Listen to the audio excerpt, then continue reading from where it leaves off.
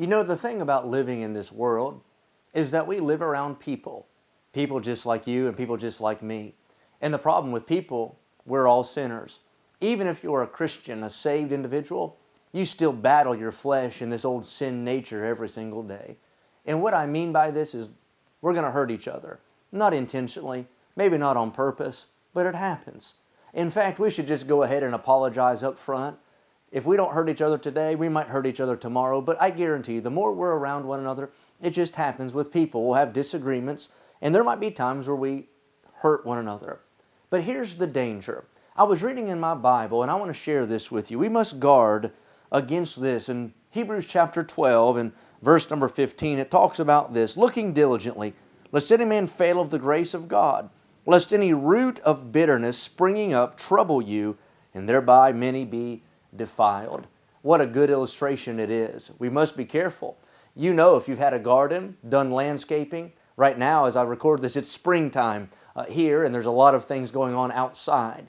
It's hard to get a root up out of the ground. Once that root is there, it digs deep. It's a difficult task to uproot that thing. Well, bitterness is the same way. If we're not careful, bitterness can get a hold on us. We sow those seeds of anger and malice and envy and gossip and hurt. And we get this, maybe even a victim mentality. Maybe we were done wrong and have a just case to make.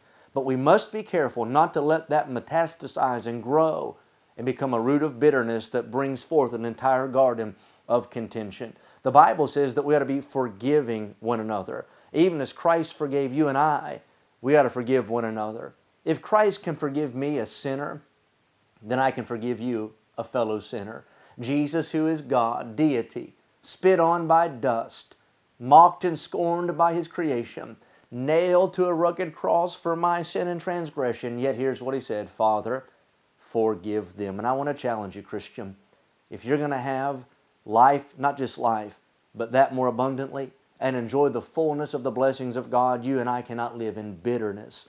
Why don't you pray today and ask God to give you grace to forgive and grace to uproot that root of bitterness, if it be dwelling in your heart. I hope this has been a help to your Christian life today.